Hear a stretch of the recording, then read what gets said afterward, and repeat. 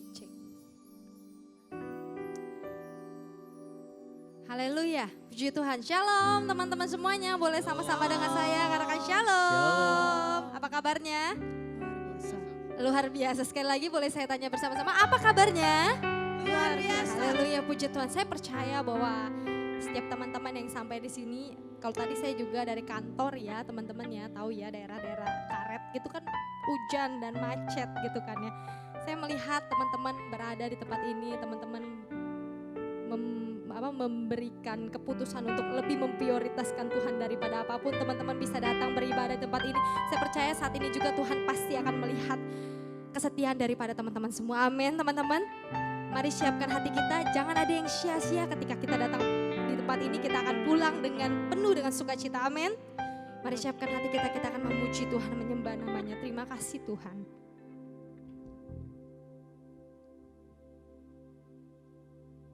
Haleluya.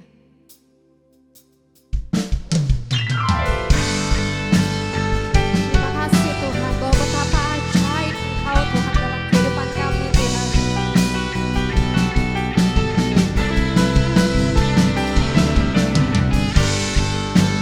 Terima kasih Yesus.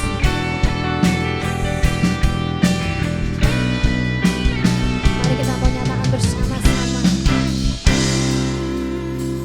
Betapa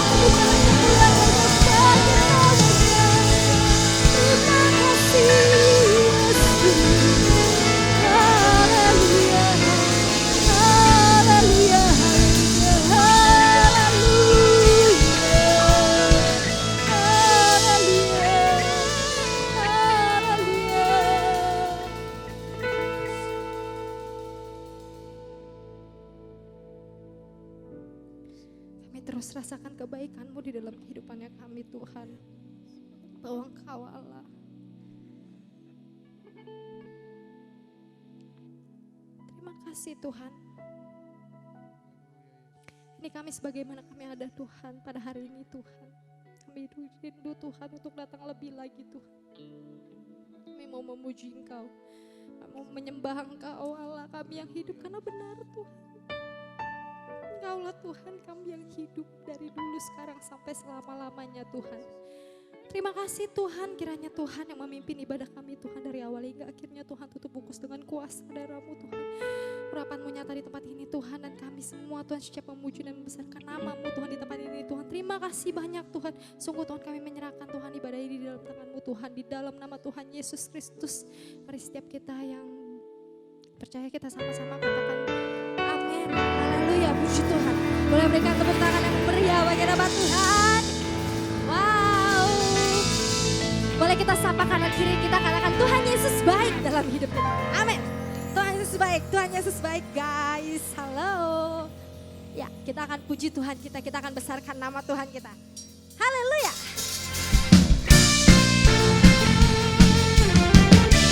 Haleluya.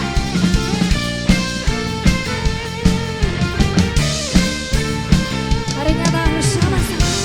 Yesus kau kekuatan di hidupku.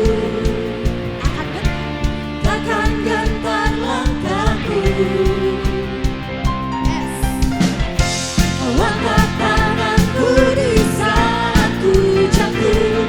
Sebab kaulah sumber kuatku. Mari nyatakan bersama-sama. Apa yang telah aku lewati. Sebab siapa? Sebab Engkau sertaku. Dengan imanku ku diselamatkan oleh kuasa Yesusku. Mari jemaat dia isi nyatakan. Ku angkat tanganku, ku sorakan haleluya.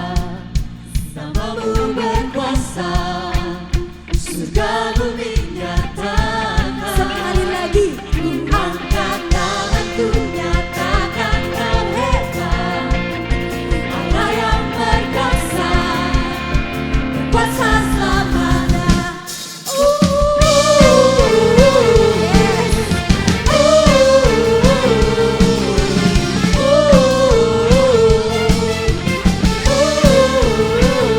Berikan kembali. Yesus kau kekuatan di hidupku.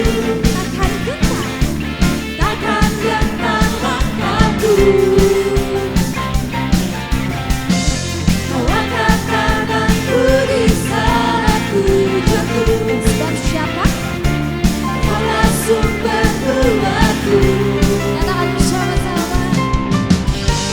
Lembah yang gelap aku lewati. Sebab siapa? Sebab Engkau sertaku.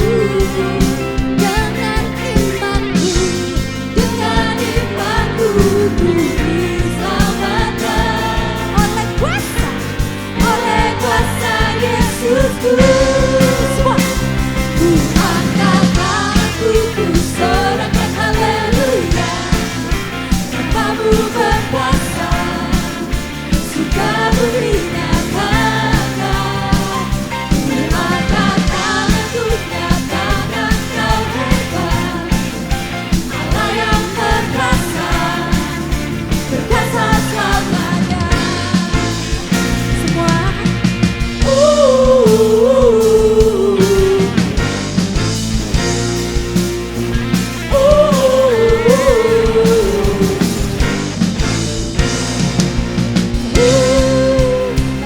Ku angkat tanganku, ku sorakan haleluya. Namamu berkuasa, surga bumi nyatakan. Ku angkat tanganku, nyatakan kau hebat. Allah yang berkuasa, berkuasa selamanya. Ku angkat tanganku, ku sorakan haleluya. Namamu berkuasa.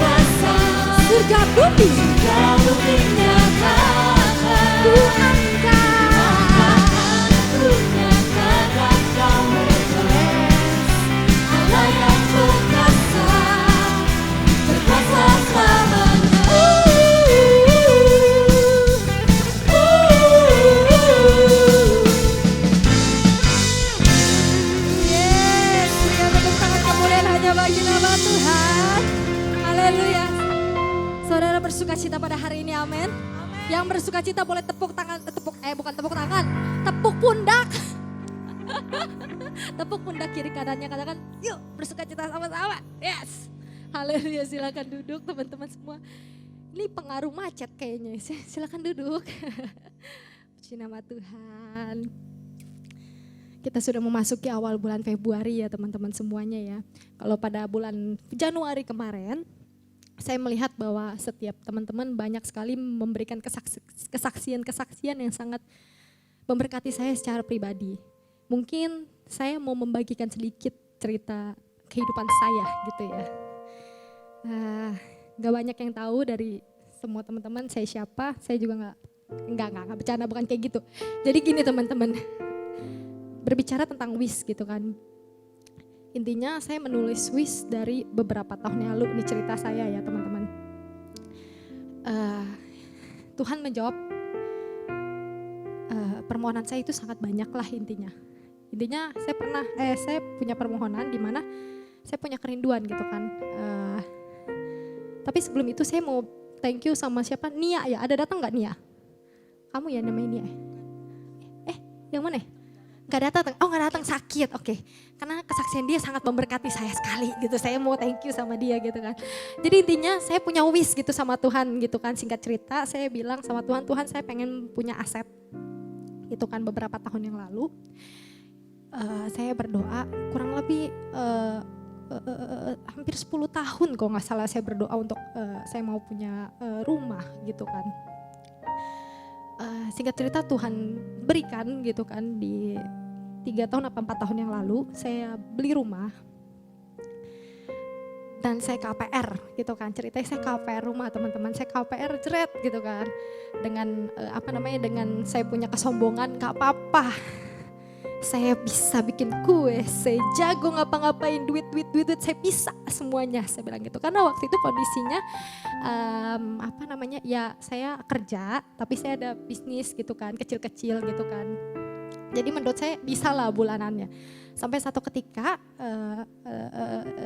semuanya itu gak berjalan dengan sesuai dengan harapan saya. Intinya beberapa bulan itu masih oke. Sampai akhirnya beberapa bisnis saya gak berjalan. Sehingga menyebabkan besar pasak daripada tiang. Bulanan saya tidak cukup gitu kan. Saya tiap bulan itu minus. Kalau kata dia minus gitu, saya minus tiap bulan gitu. Tapi karena saya punya tabungan, jadi masih bisa bertahan gitu kan beberapa bulan gitu kan. Sampai satu ketika, saya benar-benar cash saya benar-benar habis. Intinya saya belum cerita ya, bisnis saya itu ceritanya tuh saya tuh investasi lah sama orang gitu kan. Ternyata investasi saya gagal total, sombong sekali saya gitu kan. Terus udah dibalik lagi nih ya ke cerita saya gitu kan. Sampai di satu titik saya gajian gitu kan. Tuh lewat doang gitu ya. Teman-teman tahu kan kalau gajian tuh kan happy gitu. Kalau saya mah enggak lewat doang gitu. Di tanggal, saya ingat sekali waktu itu tanggal 12 apa 13 ya. Di bulan itu saya nggak punya cash sama sekali. Cash saya tuh sisa 13 ribu gitu kan. Saya bilang sama Tuhan, Tuhan ini gimana ya?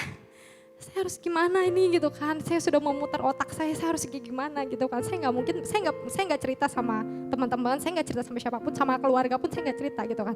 Saya pendam sendiri gitu kan. Gimana ya Tuhan ya?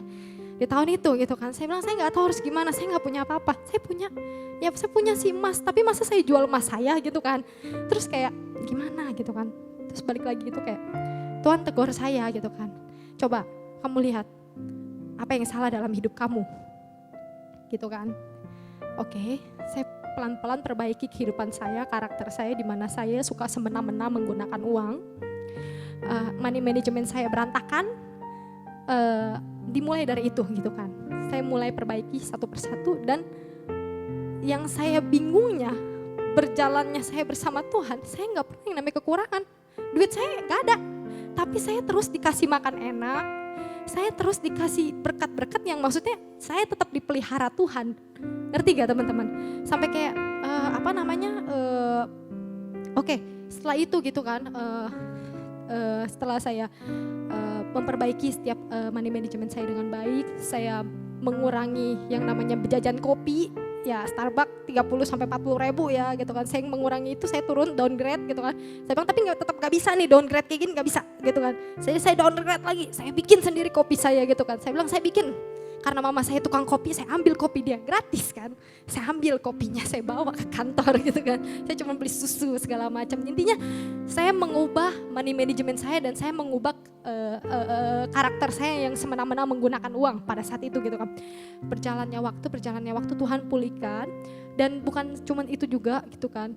Setiap bulan kan kekurangan tuh. Bingung kan mau bayar dari mana ya. Tapi ajaibnya Tuhan, setiap bulan itu saya selalu dikasih side job yang ya pas buat nutupin itu gitu. Ntar dapat door prize. Saya dapat door prize bukan sedikit gitu kan, banyak gitu kan.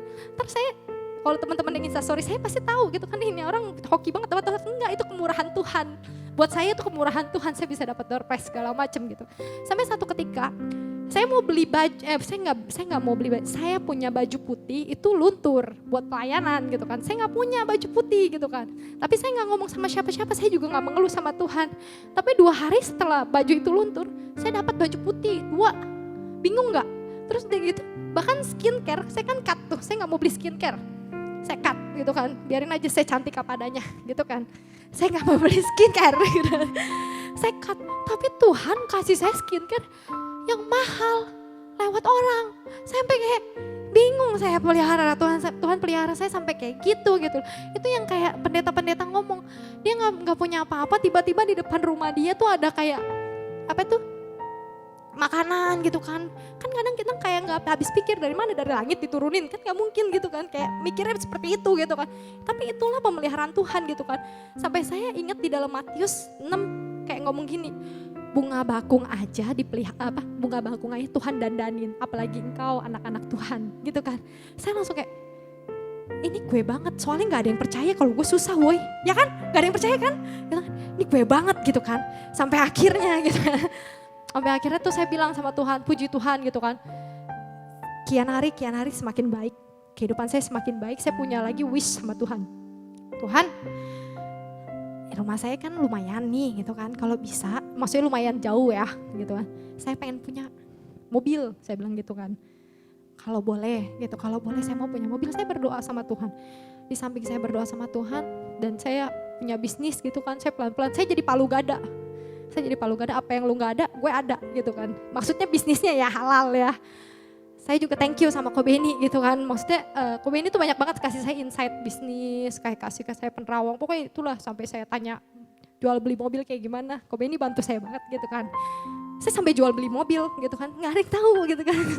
Cuman maksudnya itulah yang menjadi apa ya namanya, menurut saya ya penyertaan Tuhan gitu. Saya belajar apapun, saya sampai jadi agen asuransi Allianz gitu kan. Semua saya pelajarin, pokoknya intinya yang penting gue kerja halal gitu kan. Sampai akhirnya bisnis saya berjalan dengan baik, keuangan saya dipulihkan Tuhan. Sampai pada akhirnya kemarin tahun lalu saya berkeinginan mau punya mobil kan di wish saya, dan Tuhan jawab gitu loh. Jadi kalau kita mau ngomong kayak penyertaan Tuhan itu gak ada habis-habisnya, ya bener gitu loh. Kenapa saya mau cerita gini, sebenarnya saya gak mau cerita, cuman kayak gini loh, yang saya cerita tentang baju putih, skincare, itu kan hal kecil. Tapi teman-teman sadar gak, hal sekecil itu, lu gak minta sama Tuhan, tapi Tuhan tahu lu butuh. Ya butuh lah buat cantik gitu kan, ya butuh lah buat pelayanan, makanan enak, makanan sehat. Gue gak minta, gue cuma minta yang penting gue bisa bertahan. Tapi Tuhan sediain, paham gak? Jadi yang sekecil itu aja Tuhan sediain, apalagi hal-hal yang kita rindukan sekarang gitu kan. Sekecil itu Tuhan pelihara bagaimana kehidupan kita nantinya. Asal kita gimana ya, gue ngomongnya saat kita setia, saat kita benar-benar mengandalkan Tuhan. Gue belum cerita, banyak pinjol telepon gue, banyak pinjol telepon saya, mau gak kak KTA gitu kan. Itu di saat-saat saya lagi terpuruk tuh, duit tinggal 15.000, gimana caranya gitu kan. Tapi saya bilang sama Tuhan, Tuhan kalau saya pinjol, kalau saya kartu kredit, itu akan menambah masalah dalam hidup saya. Enggak gitu kan. Saya bilang, saya yakin Tuhan saya itu gak akan mempermalukan anak-anaknya. Dia pasti menolong saya. Pada waktu itu saya berdoa seperti itu. Dan lihatlah teman-teman, apa yang kita tabur, apa yang kita lakukan, kalau memang kita lakukan dengan disiplin gitu. Mungkin sekarang saya belum seperti Kobe ini, jauh lah gitu kan. Cuman saya merasa bahwa penyertaan Tuhan itu saya seperti naik tangga. Saya nggak turun, tapi saya naik tangga step by step. Sama kayak kehidupan teman-teman, saya melihat setiap kesaksian siapa. Saya melihat, wah, kehidupan anak-anak Tuhan itu dipelihara ya kalau kita benar-benar setia dalam Tuhan. Amin teman-teman. Boleh kita berikan tepuk tangan bagi nama Tuhan kita. Haleluya. Kita mau siapkan hati kita pada hari ini teman-teman. Bersyukur bahwa penyertaan itu, Tuhan itu sempurna di dalam kehidupan kita. Kita mau nyatakan bersama-sama. Immanuel. Terima kasih Tuhan.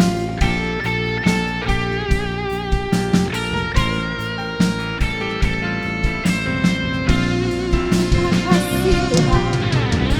Bersyukur Tuhan. Terima kasih Tuhan. Mari kita mau nyatakan bersama-sama. Bapakku datang dan berserah, ku nyatakan Kau yang berkuasa dalam lembah, Kau setia, Kau cahaya hidupku.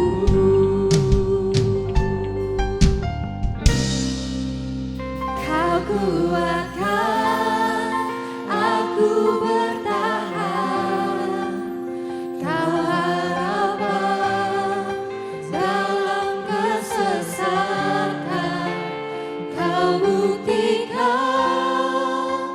kesetiaan-Mu Tuhan, Engkau Allah Immanuel.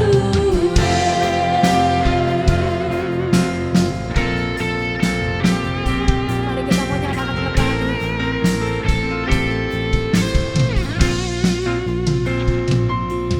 Bapakku datang dan berserah,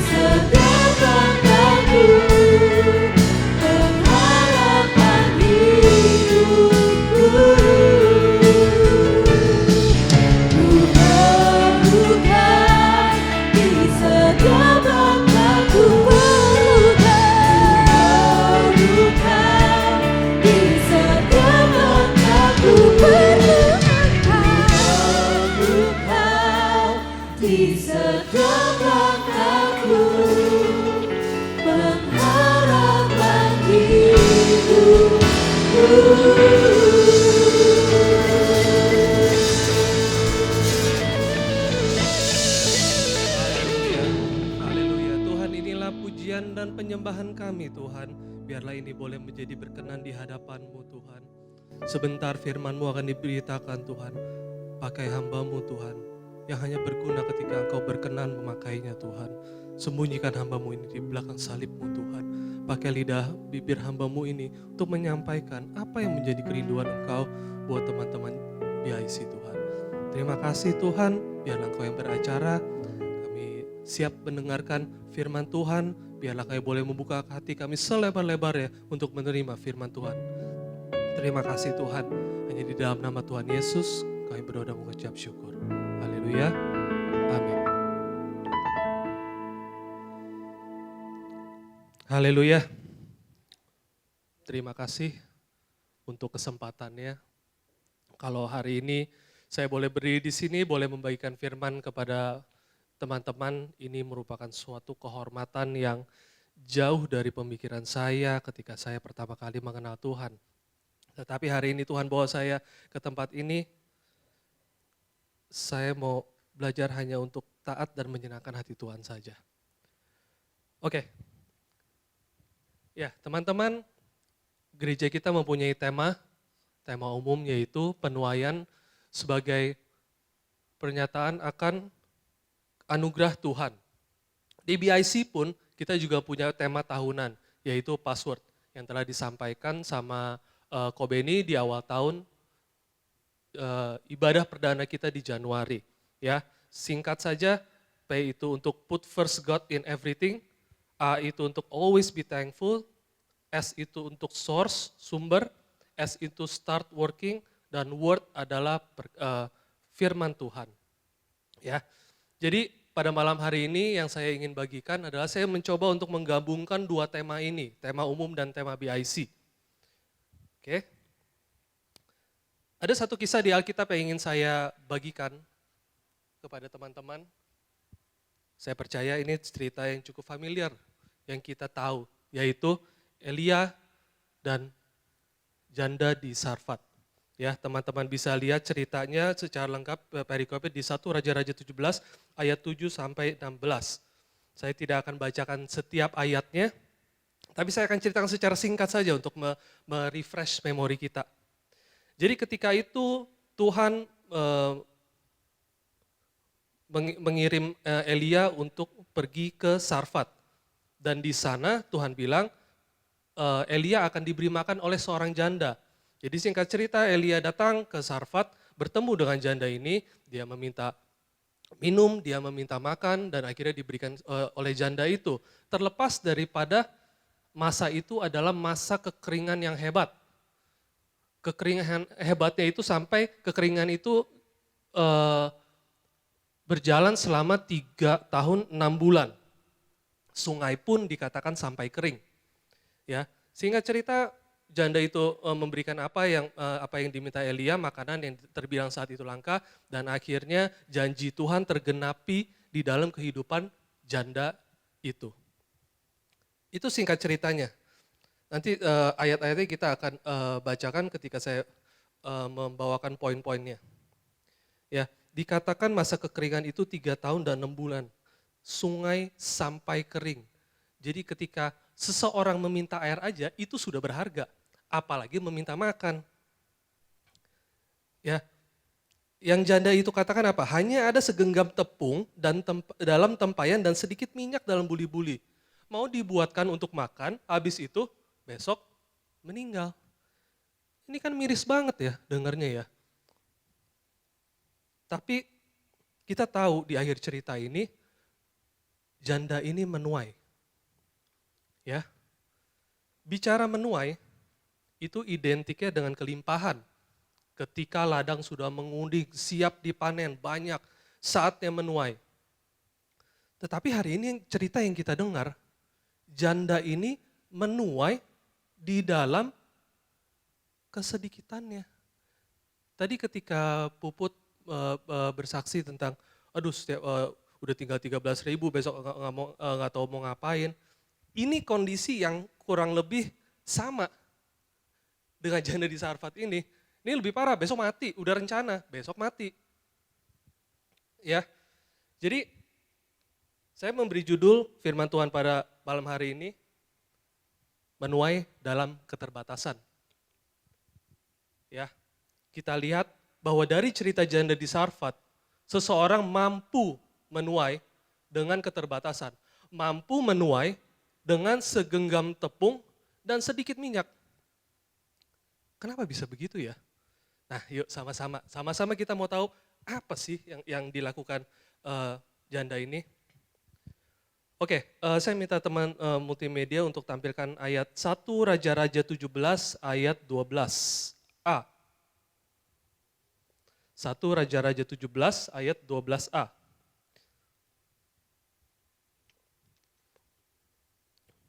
Oke, saya bacakan ya. Ya, perempuan itu menjawab, demi Tuhan Allahmu yang hidup, sesungguhnya tidak ada roti padaku sedikit pun. kita lihat di sini janda ini mengenali Elia sebagai perpanjangan tangan Tuhan. Karena dia sebut di awalnya, demi Tuhan Allahmu. Di Alkitab di sini tidak dikatakan bahwa ketika Elia datang kepada janda, dia memperkenalkan diri. Hai janda, akulah Nabi Allah. Enggak. Tapi janda ini mengenali. Janda ini tahu bahwa ini adalah Nabi Allah. Jadi poin pertama, dalam menuai, boleh kembali ke PowerPoint-nya. Menuai dalam keterbatasan,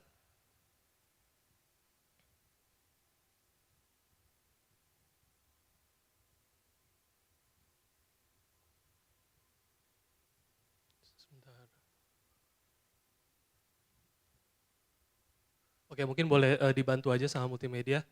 Yang pertama, mengenal Tuhan. Seperti janda di Sarfat ini mengenal Elia, bahwa dia adalah perwakilan Tuhan.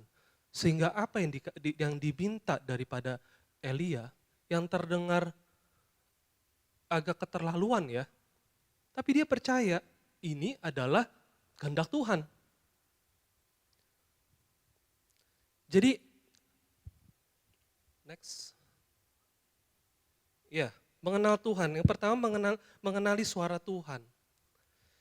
Saya tidak mencatat di sini mendengar suara Tuhan karena tidak semua orang diberikan privilege itu untuk mendengar suara Tuhan. Tetapi Tuhan bisa menyampaikan pesannya kepada kita semua melalui berbagai macam cara. Banyak sekali caranya. Melalui teman-teman kalian, melalui firman yang diberitakan di mimbar. Tuhan sanggup menyampaikan suaranya, kehendaknya kepada kita. Pertanyaannya adalah apakah kita cukup peka untuk mendengar suara Tuhan itu?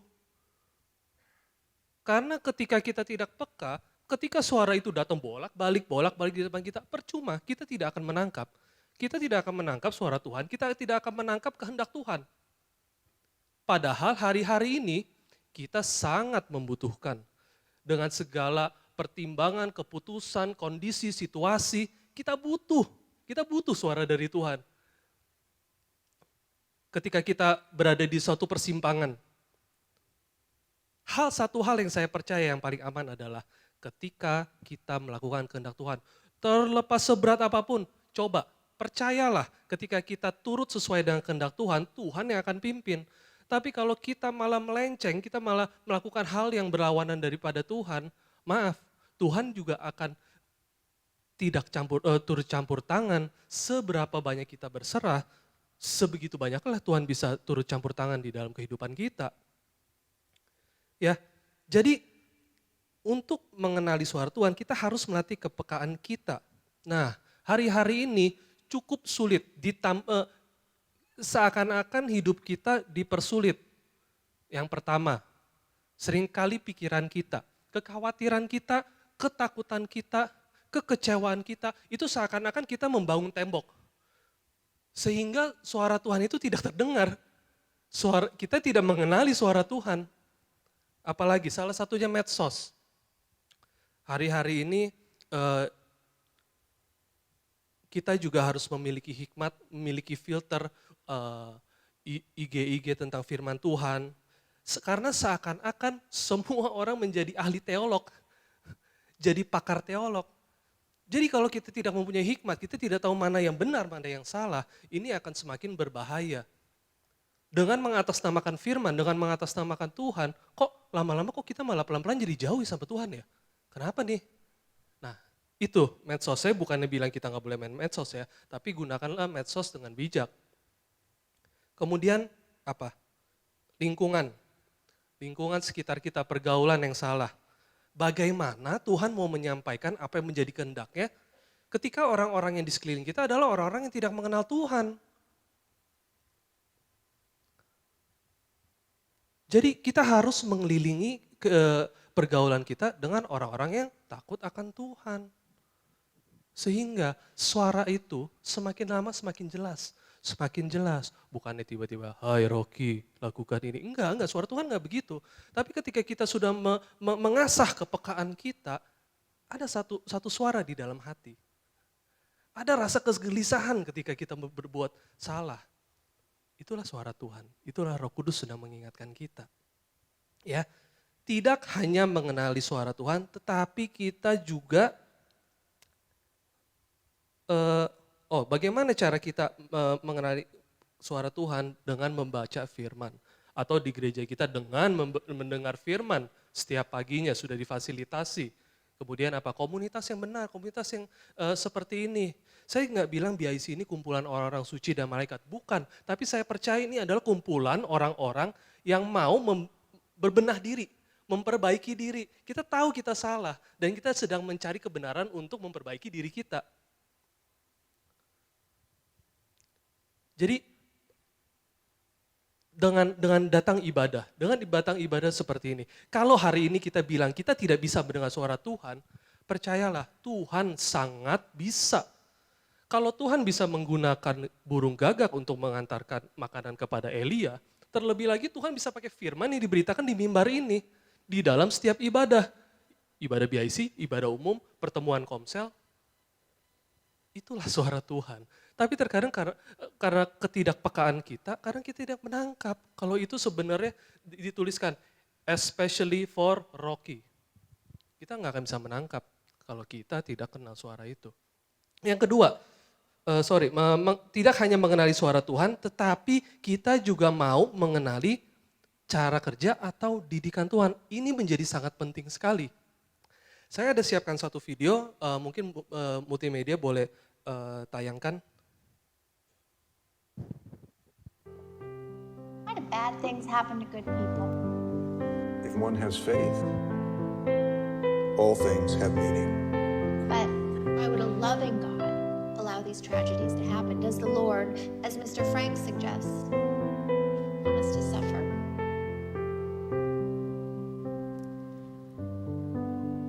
I asked for strength,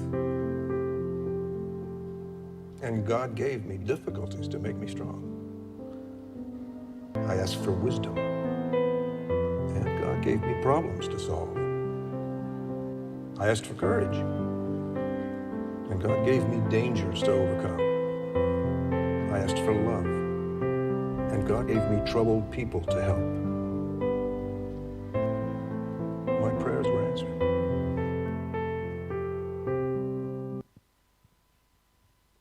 Ya, ketika saya melihat video ini, saya coba bisa menghela napas. Oh begini, cara Tuhan mendidik kita tuh begini. Cara kerja Tuhan di dalam kehidupan kita begini. I ask for strength, saya meminta kekuatan, tapi Tuhan malah kasih difficulties, permasalahan. Kenapa? To make me stronger, untuk buat kita lebih kuat lagi sebenarnya.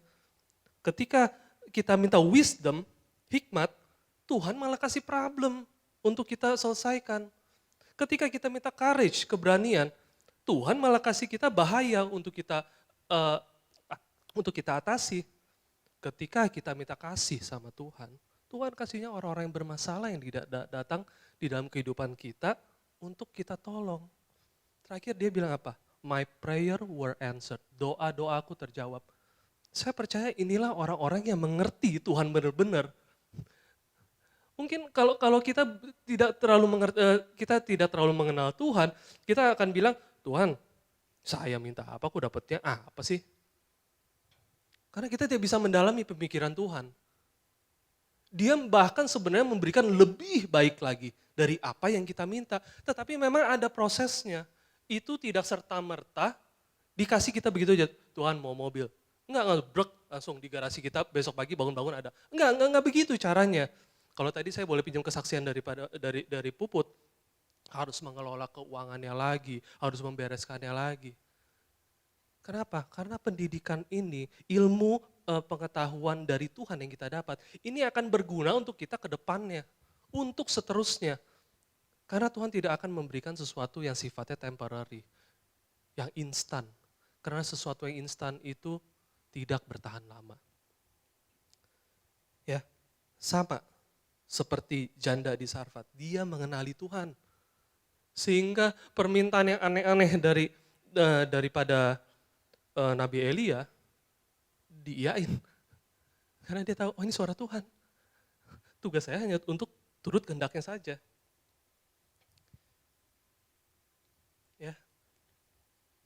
Itu yang pertama, mengenal Tuhan. Yang kedua, teman multimedia boleh bukakan ayat yang ke-10, Raja-Raja 17 ayat yang ke-10.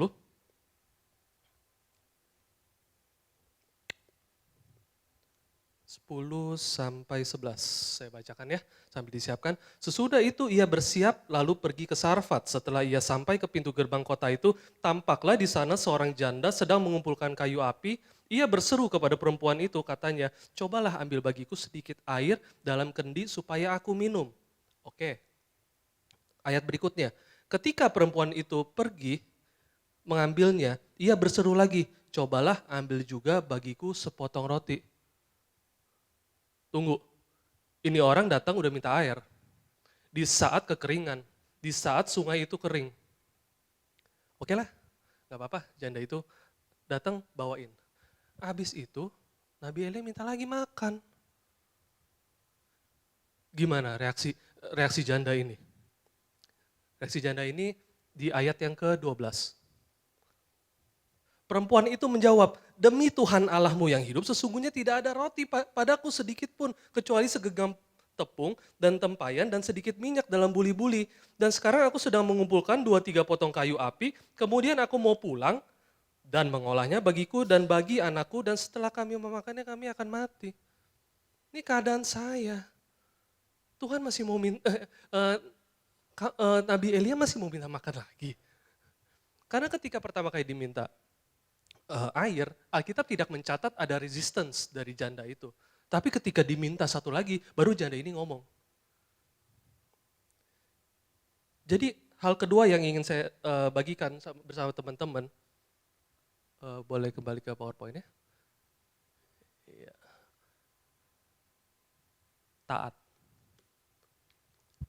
Janda ini taat.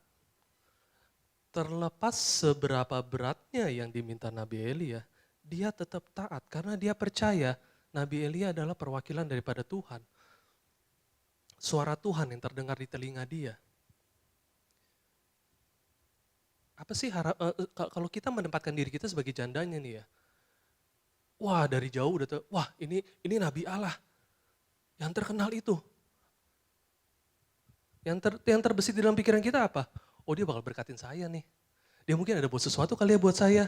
Wah, jadi solusi nih. Ketika keadaan lagi begini, lagi kekurangan dan yang lain-lain. Kayaknya besok gak jadi mati nih. Tapi apa pas datang? Ya, minta air, minta makan. Kok beban gue jadi tambah satu lagi? Teman-teman sadar gak sih? Hal-hal ini juga sering kita alami di dalam kehidupan kita. Di dalam bahtera-bahtera kehidupan kita. Di dalam keluarga kita, di dalam pelayanan kita, di dalam usaha dan pekerjaan kita, di dalam keluarga misalkan buat teman-teman yang sudah menikah. Gue ngalah terus sama pasangan gue, suami yang selalu ngalah, istri yang selalu ngalah, nggak ada habis-habisnya. Kenapa gue melulu? Kenapa gue melulu? Yang belum menikah misalkan udah jadi tulang punggung keluarga, tapi suruh ngalah terus lagi sama adeknya. Aduh, kenapa sih semuanya dibebanin ke saya gitu loh. Dalam pelayanan apa? Oh, ketika diminta pelayanan, bantu pelayanan ya, jadi usher. Oh iya. Lama-lama katanya, kok makin lama gue makin banyak disuruhnya. Kok sekarang gue minta dijadiin ke pengurus. Kok gue sekarang jadi leader. Familiar ya? Kondisi-kondisi ini cukup nyata di dalam kehidupan kita. Di dalam usaha dan pekerjaan. Ketika karyawan gue udah berikan yang terbaik, tapi bos tekan terus. Mereka yang nggak perform malah dapat reward. Jadi inilah kondisi-kondisi yang sebenarnya kita hadapi. Mungkin tidak sampai mencekam nyawa seperti janda Sarfat, tetapi ini yang terjadi di dalam kehidupan kita. Ya. Dalam keluarga, pelayanan, usaha, pekerjaan. Nah, yang terpenting apa? Bagaimana respon kita dalam menanggapi ini semua? Bagaimana? Coba kita lihat di ayat yang 17. Respon dari janda ini. Ya. Ayat 1 Raja-Raja 17 ayat 15. Lalu pergilah perempuan itu sambil bersungut-sungut dan berkata, dasar orang gak tahu diri, udah dikasih malah ngelunjak. Begitu bukan responnya janda di Sarfat? Bukan. Responnya apa? Lalu pergilah perempuan itu dan berbuat seperti apa yang dikatakan Elia. Maka perempuan itu dan dia serta anak perempuan itu mendapat makan beberapa waktu lamanya.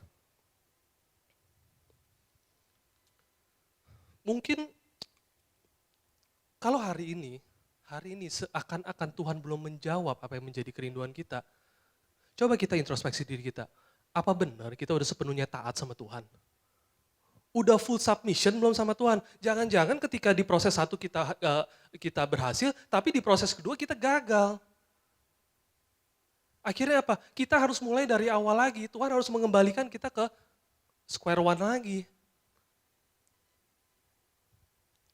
Tapi saya percaya seperti cerita ini, ketika kita benar-benar taat kepada Tuhan, Tuhan pasti akan jawab. Terus timbul pertanyaan kan, kok nggak enak ya jadi anak Tuhan ya? Kita dipaksa untuk give that extra mile, give that extra push di dalam kehidupan kita. Nggak fair. Begini, ada satu privilege yang saya percaya, itu yang dimiliki oleh anak-anak Tuhan, yang orang-orang yang di luar Tuhan tidak mereka miliki. Ayat ini, Matius 11 ayat 28. Marilah kepadaku semua yang letih lesu dan berbeban berat, aku akan memberi kelegaan kepadamu. Ketika kita diperhadapkan dengan masalah, Tuhan bukannya bilang, pergilah ke kamarmu, menyendirilah, pikirkanlah permasalahanmu, carilah solusinya. Kalau engkau sudah selesai mendapatkan solusi dan hatimu sudah senang, baru datang kepadaku. Tidak. Dari awal Tuhan udah mengatakan, marilah kepadaku. Tuhan mengajak, datang kepada Tuhan. Hari-hari ini ketika kita bilang, Tuhan berat apa yang kurasakan, Tuhan tahu. Makanya Tuhan ngajak, marilah datang kepadaku. Tapi seringkali apa yang kita lakukan, kita terkadang malah terjebak dengan logika kita, dengan pemikiran kita, dan kita mengupayakan terus. Aduh gimana nih caranya? Aduh putar otak, tidur begadang, apa segala macam gak ketemu. Karena apa? Tuhan menghendaki yang pertama datang kepada Tuhan dulu. Apa Tuhan bilang, datanglah kepadaku tapi tinggalkan ya beban-beban di luar sana. Tidak, bawa bebannya. Bawa aja bebannya ke kaki Tuhan. Serahkan kepada Tuhan. Inilah salah satu privilege yang anak-anak Tuhan punya. Dan satu lagi apa? Tuhan ketika pergumulan, permasalahan datang di dalam kehidupan kita, itu atas izin Tuhan. Sehebat-hebatnya kita menengking, itu atas izin Tuhan. Tapi apa? Permasalahan yang kita dapat di dalam kehidupan kita itu udah disortir sama Tuhan. Tidak ada masalah yang sia-sia. Tidak ada yang, Tuhan kenapa sih kayak begini? Ya lagi pengen iseng aja, lagi pengen ngetes kamu aja. Enggak kayak begitu. Pasti ada nilai yang Tuhan mau taruh di dalam kehidupan kita. Tidak pernah sia-sia perjuangan kita dalam mengatasi pergumulan kita bersama dengan Tuhan. Ya, sedikit kesaksian ketika COVID. Saat itu usaha kami semuanya habislah. Ya. Keuangan buruk, keadaan keuangan buruk, nggak tahu bicara setengah tahun ke depan, gak usah setahun tahun depan lah, mungkin bulan-bulan ke depan juga udah sulit gitu. Ketika keadaan begitu, istri saya, Fani, bilang, Roh Kudus taruh sesuatu kerinduan di dalam diri aku, katanya. Apa tuh? Kita bagi-bagi sembako yuk. Pas denger, buat saya sendiri aja kurang. Ini Tuhan taruh. Tetapi karena kita waktu itu sudah sepakat, ketika suara Tuhan mengingatkan kita, Roh Kudus mengingatkan kita, yuk kita lakukan. Singkat cerita, kita lakukan. Nggak banyak lah yang kita siapin lah sembakonya. Terus kita mau bagi-bagi ke tukang taksi pangkalan, karena saat itu Gojek semua udah banyak lah yang bantu lah. Kita masuk ke mall, mall sepi, kita lihat ke parkirannya, supir taksi kita kasih. Udah, selesai. Terus apa? Tiba-tiba berkat Tuhan turun? Enggak. Berjalannya beberapa hari, Tuhan bukakan peluang-peluang baru di dalam kehidupan kami. Dalam bidang F&B. Dan hal itulah yang memelihara kami selama COVID. Pertama nggak masuk akal permintaannya. Saya kayak pengen ngomong, Tuhan nggak tahu, ini udah kurang. Nggak usah bagi-bagi juga kurang. Tapi cara Tuhan beda ternyata. Nah inilah kalau kita mengerti cara kerja Tuhan di dalam kehidupan kita. Ya, itu yang kedua, itu taat. Belajar untuk taat seperti janda di Sarfat. Oke, kemudian coba kita buka di 1 Raja-Raja 17 ayat 13. 1 Raja-Raja 17 ayat 13 sampai 14. Saya bacakan sambil multimedia mempersiapkan. Tetapi Elia berkata kepadanya, jangan takut, pulanglah, buatlah seperti yang kukatakan. Tetapi buatlah lebih dahulu bagiku sepotong roti bundar kecil padanya dan bawalah kepadaku. Kemudian barulah kau buat bagimu dan bagi anakmu. Sebab beginilah firman Tuhan Allah Israel, tepung dalam tempayan itu tidak akan habis dan minyak dalam buli-buli itu tidak akan berkurang sampai pada waktu Tuhan memberi hujan atas muka bumi. Ketika Elia ngomong gini ke janda di Sarfat, kira-kira Elia kasih lihat gak? Dia lakukan sedikit mujizat, tuh tepungnya gak habis-habis kan? Tenang aja. Tuh minyaknya gak habis-habis kan? Enggak, tidak ada DP, tidak ada jaminan, tidak ada preview. Seakan-akan cuma ditanya, percaya gak? Kalau percaya lakuin aja. Jadi yang ketiga apa? Coba boleh kita kembali ke media. Percaya dengan iman. Sebagaimana janda ini percaya bahwa apa yang dikatakan Tuhan melalui Nabi Elia akan digenapi di dalam kehidupannya. Dia akan menerima mujizat itu. Kita memiliki dua mata. Apa? Mata kiri dan mata kanan. Bukan ya, itu benar. Tapi yang ingin saya bagikan di sini, dua mata jasmani dan mata rohani. Ya, kita memiliki mata jasmani dan mata rohani. Ketika Tuhan berperkara di dalam kehidupan kita, itu nggak masuk logika. Karena itu bekerjanya di dimensi sorga. Sedangkan hari ini, yang kita kerjakan ini masih dimensi dunia. Hitung-hitungan, kalau kita mau ngumpulin duit sekian banyak, caranya dengan menabung setiap bulan segini, pada tahun kapan akan terkumpul sekian banyak. Dimensi sorga, dimensi dunia itu. Tapi ketika kita berbicara tepung yang tidak akan pernah habis, minyak yang akan tidak habis, itu nggak bisa ditembus pikiran kita. Itu cuma bisa dihitung pakai kalkulator surga. Ya, seringkali kita terlalu mengandalkan mata jasmani kita. Sedangkan ketika kita mau masuk ke dimensi sorga, kita mau mengalami pekerjaan tangan Tuhan yang sifatnya supranatural, kita harus mencelikan mata rohani kita. Kita tidak serta-merta apa yang kelihatan di depan kita, enggak, kita harus percaya. Sebagai anak-anak Tuhan, seperti tadi, ini adalah salah satu privilege anak-anak Tuhan. Ketika kita percaya dengan iman.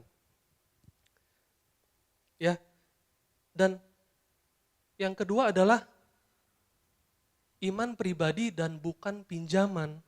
Maksud saya begini, iman pinjaman itu begini.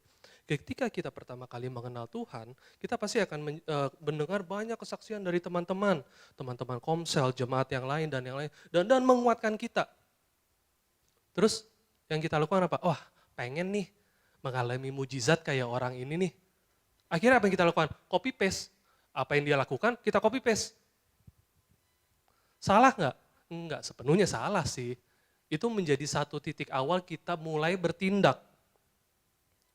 Tetapi Tuhan punya rencana yang berbeda-beda di dalam setiap kehidupan kita. Tidak ada formula yang pasti yang kita bisa, yang berlaku untuk semua orang di tempat ini. Tidak ada. Kita masing-masing unik. Tuhan tahu kondisi-kondisi kerohanian kita masing-masing. Tidak mungkin bayi-bayi rohani diberikan makanan-makanan yang keras. Tapi tidak mungkin juga orang-orang dewasa rohani diberikan makan yang bubur. Jadi kalau hari ini apa yang kita alami di dalam kehidupan kita itu sudah pada porsinya. Percayalah, percayalah. Kalau seakan-akan terasa berat sekali, ya karena Tuhan emang mau memproses kita untuk naik level. Sama seperti anak-anak kita ketika bersekolah. Ketika mereka ujian kelas 6, kan bukan soal kelas 3 yang dibagikan. Tetapi soal kelas 6 yang pastinya lebih sulit daripada soal permasalahan kelas 3. Ya, jadi Tuhan tahu yang terbaik buat kita. Itu iman pinjaman. Kayaknya pakai cara dia. Bedanya gimana? Bedanya iman pinjaman sama iman pribadi gimana? Kalau kita udah melakukan semua itu A, B, C, D sesuai prosedur, kok hasilnya nggak sesuai? Wah, kecewa. Wah, nyalain Tuhan. Wah, nyalain teman kita. Sorry, itu iman pinjaman, saya melihatnya. Tetapi ketika kita mau mengalami, kita harus memakai iman pribadi yang benar. Ketika tidak terjadi sesuai dengan kemauan kita tetap mengucap syukur. Kita tetap percaya, oh ini mungkin tertunda. Mungkin belum saatnya. Karena ini semua kedaulatan Tuhan. Kapan Tuhan mau kasih, percayalah itu yang terbaik. Karena ketika Tuhan memberikan di waktu yang salah, itu berbahaya buat kita. Kalau saya boleh pinjam istilah salah satu pendeta, ini batas keselamatan hidup kita. Kalau kita dipercayakan berkat melimpah tapi kita belum siap, akhirnya kita bisa binasa. Akhirnya kita malah bisa terhilang. Jadi bagian kita apa? Untuk tetap mengembangkan diri dan percaya. Percaya dengan iman. Ibrani 11 ayat 1, iman adalah dasar dari segala sesuatu yang kita harapkan dan bukti dari segala sesuatu yang tidak kita lihat. Jadi iman sama penglihatan ini selalu berdampingan. Segala sesuatu yang tidak kita lihat, artinya apa? Kita harus mencelikan mata rohani kita. Kemudian Roma 10 ayat 17. Nah sekarang pertanyaannya begini, oke, sepakat nih ya, kita mau bertumbuh secara iman, kita mau memupuk iman yang baik. Caranya gimana tapi? Nah, di ayat berikutnya, Roma 10 ayat 17. Jadi iman timbul dari pendengaran dan pendengaran oleh firman Kristus. Jelas Alkitab mencatat. Melalui pendengaran firman Kristus, iman kita akan bertumbuh, akan lebih kuat lagi. Artinya apa? Kita harus tahu, kita harus berhenti sejenak dan mengintrospeksi diri kita. Seberapa kuat kita. Saya kasih contoh diri saya sendiri ya. Ini hal yang sering saya bagikan kepada anak-anak komsel saya. Kalau hari ini saya datang ibadah seminggu 3 kali, BIC, komsel, dan umum, itu bukan karena rohani banget ini orang. Enggak, bukan.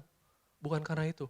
Karena saya tahu, saya nggak kuat kalau nggak dapat asupan firman ini. Logika saya, daging saya akan ngelawan. Ketika tidak mendapat makanan rohani ini. Bagaimana dengan diri kita masing-masing? Apakah kita cukup dengan pertemuan hanya sekali di hari Minggu? Kalianlah yang menilai bagaimana. Tetapi kalau kita sudah tahu, kita harus memperbaikinya untuk datang ke ibadah BIC, untuk komsel, untuk datang ke ibadah umum. Disitulah iman kita bertumbuh. Semakin hari semakin kuat. Karena saya percaya firman Tuhan tidak pernah datang sia-sia di dalam kehidupan kita. Sekalipun pendeta yang terdengarnya boring atau apa, terus ngantuk apalagi pagi-pagi. Percaya kalau kita mencari pesan Tuhan, benar-benar mencari, saya nggak percaya kalau nggak ada 1 menit, nggak ada 5 menit atau 1 menit pesan Tuhan buat kita. Saya nggak percaya. Pasti ada. Ketika kita membuka hati, sebelum mendengarkan firman Tuhan, kita bilang, Tuhan saya buka hati saya selebar-lebarnya, speak to me, berbicaralah. Karena ini adalah bagian yang terbaik daripada ibadah, untuk mendengarkan firman-Mu. Karena Tuhan mau berkata-kata, mau bercakap-cakap dengan kita.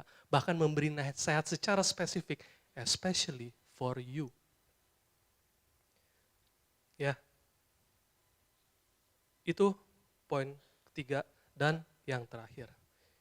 Ya, jadi singkat cerita, ketika janda ini mengalami penuaian di dalam segala keterbatasan, ada 3 hal yang dia lakukan.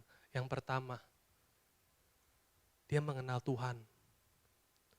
Yang kedua, dia taat kepada Tuhan. Dan terakhir, dia percaya dengan imannya. Maka dari itu, tepung dan minyak-minyaknya tidak pernah habis sampai masa kekeringan berakhir. Itu sesuatu yang besar, di mana saya percaya kalau janda ini aja udah mau mati, pasti ada orang-orang lain yang udah mati duluan malah. Ya, itulah pemeliharaan Tuhan. Saya undang pelatar untuk boleh kembali naik ke atas. Saya akhiri firman Tuhan dengan 1 ayat. Ya. Filipi 4 ayat 13. Segala perkara dapat kutanggung di dalam Dia yang memberi kekuatan kepadaku. Percayalah, letak kekuatan kita bukan di kita. Manusia itu terlalu fragile, terlalu gampang untuk tersesat. Tetapi hanya bersama Tuhan, saya percaya kita sanggup mengatasi semua permasalahan di kehidupan kita. Itu yang saya bisa bagikan kepada teman-teman, kira itu bisa menjadi berkat buat teman-teman sekalian. Ada satu pujian yang ingin saya nyanyikan bersama-sama. Satu pujian yang saya juga suka share bersama anak-anak saya ketika ngantar mereka sekolah pagi-pagi.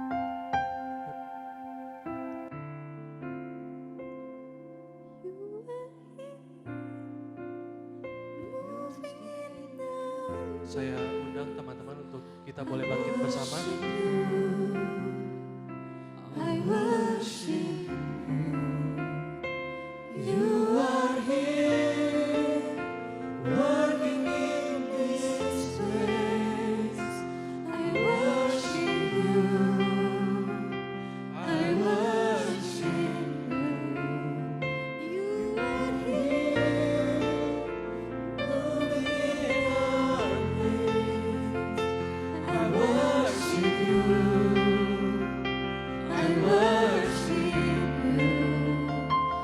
You are here, working in this place. I worship you, I worship you. You are waymaker, miracle worker, promise keeper, light in the darkness. My God, that is who you are. You are waymaker, miracle worker, promise keeper, light in the darkness. My God, that is who you are. Pujian ini berkata, you are waymaker. Tuhan yang akan menyediakan jalan kehidupan kita. Di mana sepertinya semua pintu tertutup, Tuhan sanggup bukakan semua. Dia adalah He's a miracle worker. Dia yang sanggup melakukan mujizat-mujizat di dalam kehidupan kita. Apa yang tidak pernah terpikirkan ketika kita bilang kepada Tuhan, Tuhan hanya ini aku punya, cuma segini Tuhan. Gimana caranya? Tuhan yang sanggup karena Dialah yang menciptakan segalanya. He is a promise keeper. Tuhan tidak sanggup mengingkari janji-janjinya. Apa yang tertera di dalam Alkitab, ketika kita tunduk, kita percaya, kita lakukan apa yang menjadi perintah Tuhan, Tuhan akan genapi. Karena Dia tidak sanggup untuk berbohong, untuk mengingkari janjinya.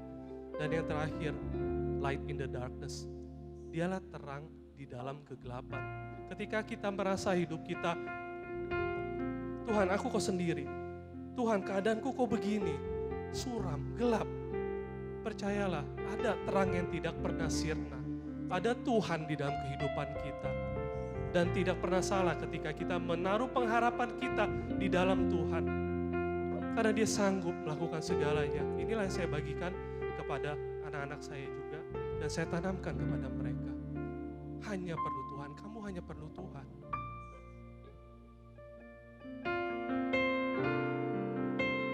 Kita nyanyikan pujian ini sekali lagi.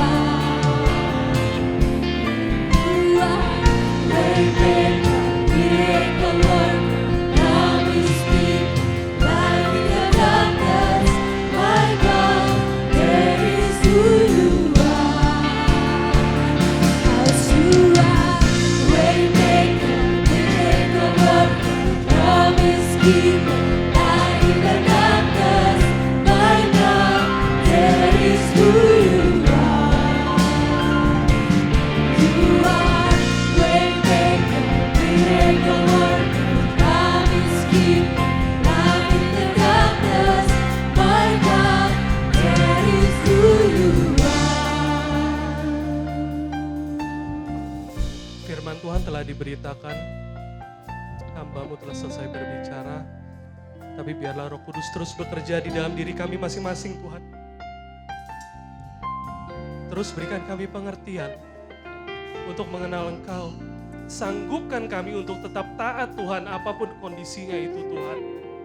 Dan biarlah kami boleh benar-benar percaya kepada Engkau dengan iman kami sendiri Tuhan, bahwa Tuhan sanggup melakukan segala perkara di dalam kehidupan kami Tuhan. Sungguh Tuhan, kami adalah anak-anak-Mu yang beruntung. Terima kasih Tuhan. Demikian firman yang bisa dibagikan, akhirnya hanya di dalam nama Tuhan Yesus kami berdoa dan mengucap syukur. Haleluya. Amin. Haleluya, puji Tuhan. Yang diberkati firman Tuhan boleh sama-sama tepuk tangan. Luar biasa, Koroki silakan duduk semuanya. Ya, sebelum kita menutup ibadah kita pada hari ini, kita sebentar akan mendengarkan pengumuman. Saya akan bacakan pengumuman untuk minggu depan. Ya, perhatikan baik-baik teman-teman BIC semuanya. Minggu depan ibadah BIC ditiadakan dan dialihkan ke ibadah umum pada tanggal 11 Februari. Ya, ibadah umum minggu depan tanggal 11 Februari itu adalah ibadah raya Imlek. Jadi ibadah spesial nuansa Imlek ya teman-teman. Dan dimulai pada jam 8 pagi. Ibadah hanya satu kali ya teman-teman semuanya ya. Pembicaranya oleh Bapak Pendeta Titus Slim, jadi pastikan semuanya hadir karena akan ada acara spesial di ibadah ini. Boleh nyari angpau ya, tapi cari Tuhan dulu. Jadi jangan lupa ibadah ya teman-teman semua ya, jam 8 ya. Oke, dan kita akan kembali beribadah pada tanggal 15 Februari yang akan dibawakan oleh Bapak Pendeta Andre Imam. Jadi jangan lupa lihat kiri kanannya yang mungkin hari ini tidak hadir, minggu depan tidak ada ibadah. Kita akan ibadah kembali pada tanggal 15, tapi kita ada ibadah di tanggal 11 ya, jam 8 ibadah umum. Ya, next. Wow, happy birthday untuk Ko Kurniawan, Cisti, Cilidia, Nona, Cinta, dan Ko Yongki. Panjang umur, sehat selalu, Tuhan Yesus memberkati. Saya rasa, wow, welcome to BIC Community. Ada Kak Niar, boleh bangkit berdiri di tempat saja ada. Ya, selamat datang ya buat Sis Niar. Kalau belum ada tempat beribadah boleh terus gabung di komunitas kami setiap hari Kamis jam 7.30 di gereja. Datang lebih awal, kita dapat makan kenyang ya. Thank you. Ada lagi? Tidak ada, saya serahkan kepada Ko Benny.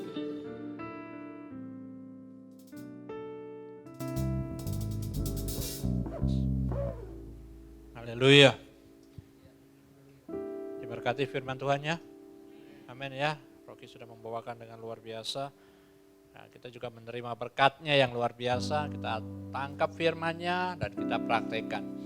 Jadi tadi sudah diumumkan minggu depan karena tanggal 8 hari libur, jadi Kamisnya BIC ditiadakan, dialihkan ke tanggal 11. Tanggal 11 katanya untuk ibadah dulu baru cari angpau.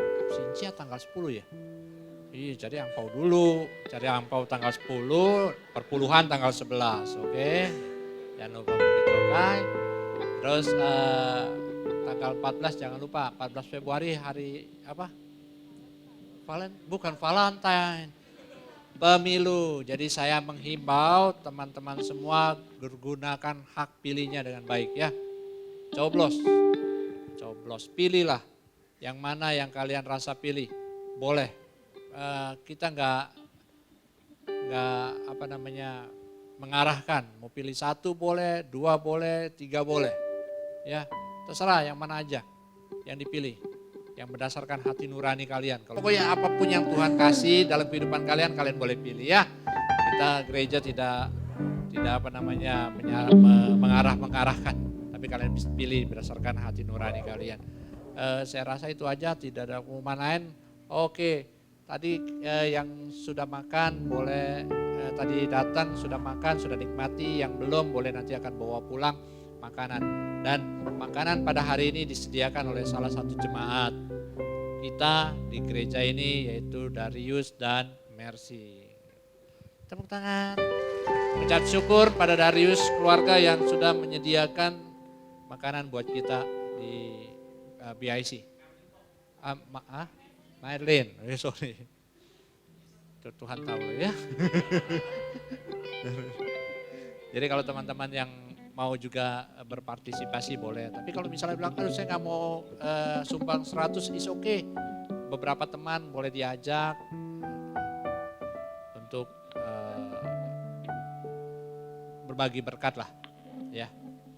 Jadi kalau misalnya teman-teman rindu untuk menyalurkan berkat boleh. Kalau misalnya nggak bisa menyediakan 100 box, ajaklah teman-teman kalian.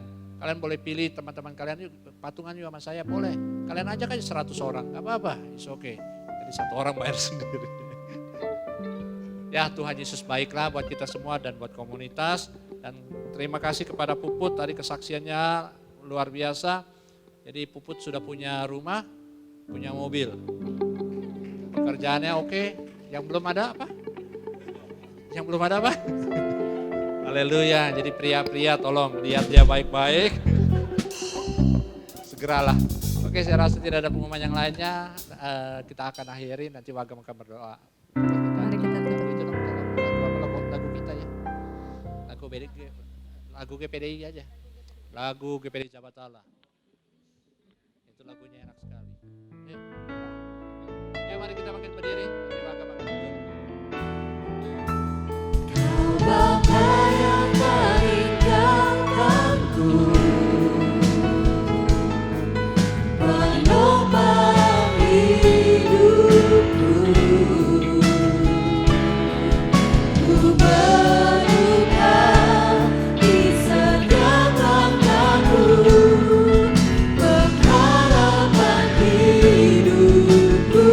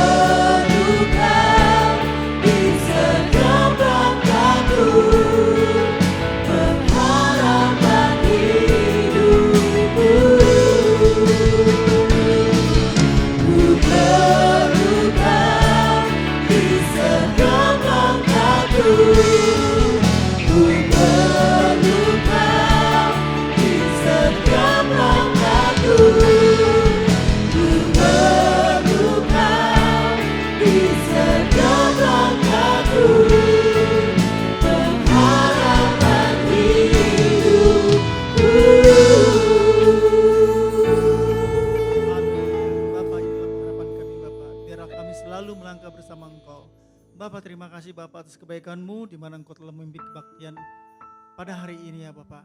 Terima kasih Bapak atas urapan-Mu buat kami semua. Terima kasih Bapak, kami telah mendengarkan firman-Mu. Biar firman-Mu itu dapat kami terapkan ya Bapak dalam kehidupan kami masing-masing. Terima kasih Bapak, Engkau berkati Rocky Bapak dan keluarganya. Engkau berkati pelayanan, Engkau berkati setiap usahanya. Dalam kesehatannya Engkau juga memberkati. Terima kasih Bapak, Engkau juga berkati pimpinan dari BAC, Bapak Beni Hira dan keluarganya. Engkau selalu berkati Bapak. Karena kami tahu dia selalu yang memimpin dan menuntun kami ya Bapak. Supaya kami mau belajar mengasihi Engkau ya Bapak. Bapak kami di surga, Engkau berkati dia dalam usahanya, dalam kesehatannya, keluarganya, anak-anaknya Engkau berkati. Terima kasih Bapak, terima kasih juga atas kebaikan-Mu di mana Engkau telah mengirimkan rekan kami yang baru. Biar Engkau juga saja yang memimpin. Kalau dia belum ada tempat beribadah, biar dapat bergabung dengan kami dalam komunitas BAC. Terima kasih Bapak, Engkau juga yang telah memberkati rekan-rekan kami berulang tahun. Engkau memberkati mereka semua satu persatu ya Bapak. Dalam setiap usahanya, dalam setiap mata pencariannya, dalam setiap persekolahannya, dalam pekerjaannya, Engkau memberkati, dalam keluarganya Engkau memberkati. Terima kasih Bapak, kami yakin dan percaya Engkau telah memberkati mereka 1 tahun yang lalu, Engkau pasti memberkati mereka 1 tahun yang akan datang. Terima kasih Bapak atas persembahan anak-anak-Mu, Engkau juga memberkati. Bapak kami dalam surga, terima kasih Bapak atas semua kebaikan-Mu. Engkau juga yang memimpin Bapak, mungkin ada rekan-rekan kami yang tidak datang karena sakit dan mempunyai masalah, Engkau kiranya sembuhkan mereka Bapak. Kau beri jalan keluar Bapak, karena kami yakin dan percaya hanya kepada Engkau saja kami berharap ya Bapak. Bapak kami dalam surga, terima kasih Bapak, terima kasih Roh Kudus atas semua berkat-berkat-Mu buat setiap petugas pada hari ini. Terpujilah nama-Mu Bapak, terpuji nama-Mu Bapak atas semua berkat-Mu buat kami semua yang telah hadir. Terpujilah Engkau selama-lamanya. Rekan-rekan BSC, mari kita mengangkat tangan. Bapak, Engkau telah memimpin kami, Engkau tibakan kami dengan selamat dalam ibadah kami, dan Engkau juga yang akan memimpin kami pulang ke rumah kami masing-masing dengan selamat. Kami dapat berkumpul dengan keluarga kami masing-masing. Terima kasih Bapak. Rekan-rekan BAC, terimalah berkat dari Allah Bapa, Allah Anak, Allah Roh Kudus, yaitu Tuhan Yesus Kristus. Berkat badani dan berkat rohani Tuhan telah curahkan buat kita semua. Terima kasih Bapak atas semua berkat-Mu yang kami telah terima. Kau juru selamat kami yang hidup. Haleluya. Amin. Tuhan Yesus memberkati.